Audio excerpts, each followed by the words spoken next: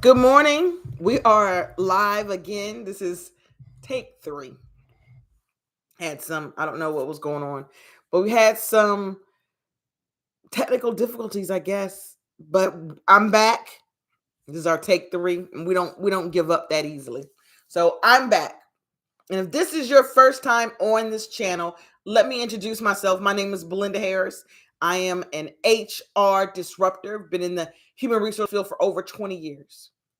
And I created this channel to be a safe space for stressed out workers. And on this channel, I talk about all things as it relates to self-care at work. I also talk about human resources, and I also talk about AI. But today's topic is what to do when you're underappreciated at work.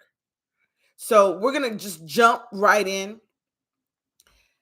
You spend 40 plus hours a week giving your energy, your brain power, and sometimes your emotional labor. You give all that to your job. And when that effort goes unnoticed, it's not just frustrating, it's draining. And over time, feeling underappreciated can lead to burnout or resentment and even checking out mentally from your work. But the truth is that you deserve to feel valued. And today, I'm going to give you some practical steps to take back your power when recognition is lacking. And the very first thing that you need to do, the very first step, is to recognize your own value. You need to recognize your own value. Because before waiting for someone else to acknowledge you, you need to acknowledge yourself first. Before anybody can give you any praise, you need to make sure you are praising yourself. And when you do that, then that's the first step to recognizing your own value. And you do that by keeping a wins list, which is a running note of projects that you completed or goals that were met or problems that were solved. Keep a running list that when a win happens, maybe a client gave you a compliment, keep that list going. That's your wins list. And then at the end of every week, write down 3 ways that you made work better for your team or company. Right? If we make to-do lists or lists for everything else, we need to make a list at the end of every week of 3 things that you did to make your work and make work better for your team or your company. Now, this isn't bragging, it's documenting. It's documenting your proof of value. When it's documented, these are the things that I did. These are the things why I should be recognized. These are the reasons why I think I deserve a raise. You document those things. That's not bragging, that's not arrogance, it's documenting. And that is the very first step. The second step is to communicate your contributions. Because sometimes people aren't ignoring you, they're just distracted. There's so many things out here that are distracting, right? We have our phones that we're checking emails. Maybe we're checking social media. We got messages coming in all day. We got emails coming in all day. So they may not be ignoring you. They may just be distracted. And that's why visibility is key. So don't wait for your boss to ask, right? Don't wait for them to say, what do you got going on? Send them a quick weekly update in an email. Hey, these are the things that I did this week. In meetings, use phrases like, here's the part I worked on, so people can hear what you've done. If you've got metrics or results, highlight them. Numbers talk, period. This isn't arrogance. I said it. It's not arrogance. It's not bragging. This is advocacy. If you don't tell your story, Someone else will rewrite it for you. So if you're not saying this is what I did, or, you know, sending this out or talking about your metrics or your results, someone else will rewrite your story for you. The third step is to seek feedback and recognition. And that is asking directly, like directly. And it may feel awkward, but schedule a one on one with your manager. You can ask, how do you see my contributions helping the team?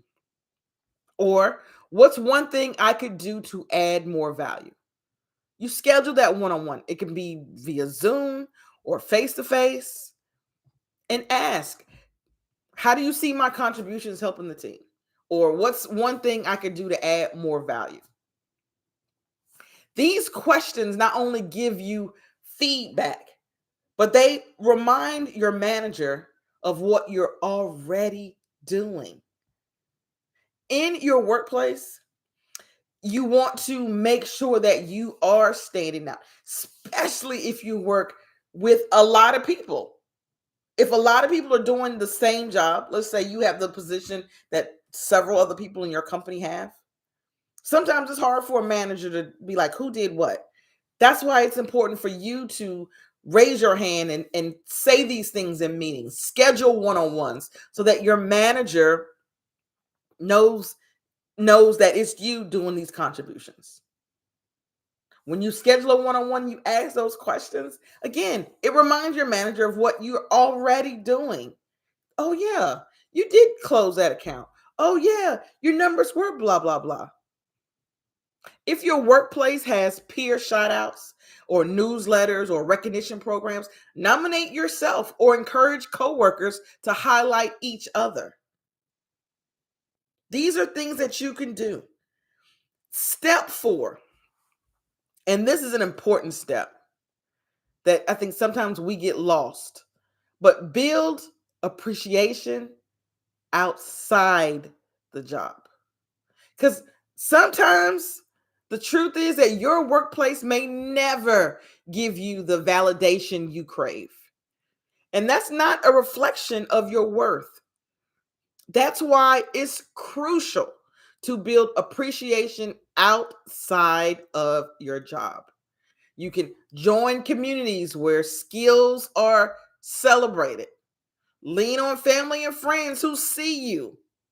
Even a small self-care ritual at your desk, like writing affirmations such as, my work has impact, even if it's not acknowledged today, right?